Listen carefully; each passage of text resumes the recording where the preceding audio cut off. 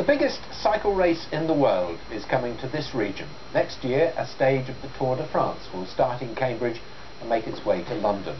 It means the best riders in the world will be coming here for one of the biggest events in the sporting calendar. Let's get the details now from Mike Cartwright in Cambridge. Well, Stuart, this is Parker's Piece. It's a park smack bang in the middle of Cambridge. Have a look at it tonight.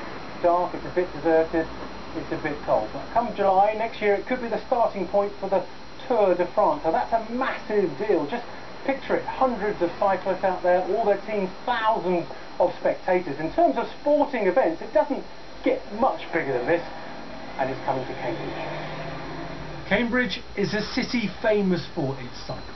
Now its streets are to host the most famous cycle race in the world. Well, we didn't know. We're the last people to know. I went cyclists in Cambridge, and yeah, it's a big deal.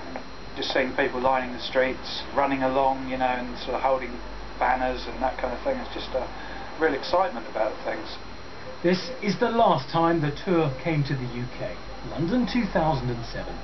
2014 will see two stages, first in Yorkshire, then a third in Cambridge, with the Northern Councils picking up a £6.5 million bill. One of the big advantages is that this is being done at no cost to Cambridgeshire, no cost to the City Council, but actually there are significant economic benefits to come from this. The exact route is still to be confirmed, but on July the 7th next year the race will leave Cambridge, head to Epping Forest and finish on the Mall in the capital. Last year Bradley Wiggins was the first Brit to win it. Business at this bike shop in Cambridge has been booming since, and now the Tour's on its way. I hope the excitement continues. I hope that we carry on from what we've had from the Olympics, from what we've had from the Tour de France success this year, and that everything carries on, moves forward. We see more participation from grassroots level up to guys wanting to get into it even later in life. So what do we know about the world's biggest annual sporting event? Well, the race covers 3,500 kilometres.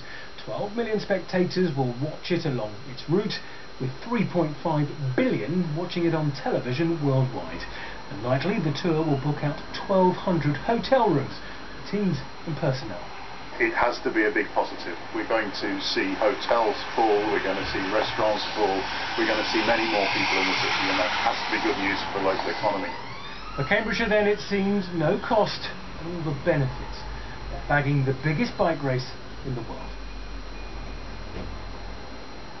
Well, it's interesting, those figures. We understand 6.5 million coming from the councils up north, but we understand the whole thing's going to cost around 10 million. As we heard there, Cambridgeshire County Council saying they're not having to pay anything, so it's not clear where those extra costs are going to come from. But what is clear, there's genuine excitement here. Speaking to dozens of people in Cambridge city centre today, they're very proud that Cambridge could host the Tour de France. Back to you. Mike, thank you very much indeed. Well, tourism in the East is already a huge industry, worth about £4 billion a year, so will it get even bigger? Let's ask Keith Brown from Visit East Anglia. He's in Cambridge now. Have you put a figure on it yet? Not yet, Stuart, but certainly the impact will be very positive. It's great news for Cambridgeshire and the whole of East Anglia. We heard in that report 1,200 hotel rooms every night just for people who are taking part in it or covering it. Have we got that many rooms? Yes, we have. Within about 20 minutes drive of the city, there are those numbers of hotel rooms available. But of course it's hotel rooms down the whole route as well that will be benefiting from this fantastic race.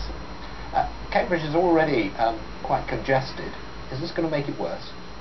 Well, it is a one-off occasion, and I think the city will handle it extremely well. There will be potentially, there could be upwards of 40,000 people in the city. That was the number that was here for the torch relay, for example, and there'll probably be in excess of 1 million people down the actual route itself. So that's a significant number, but we're good at managing those sorts of numbers here in this region.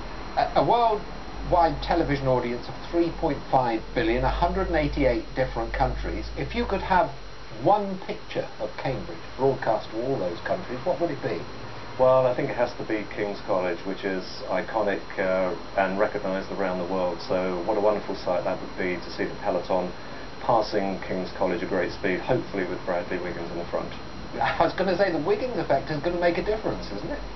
Yeah, certainly. There are 1.5 million people that viewed the road racing during the Olympics, so I think the Bradley Wiggins effect should make those numbers achievable, and maybe even we could better them this time. You've got about 18 months before this actually happens. What do you need to do now to make sure that it goes well and you make the most of it? Well, certainly making sure that the world's media, both the cycling media but also the travel industry media, know that the event is happening, and that we get as many people coming to the event, maybe beforehand and afterwards. Those are the sort of things that we'll be focusing on between now and 2014. Very exciting. Keith Brown, thank you very much.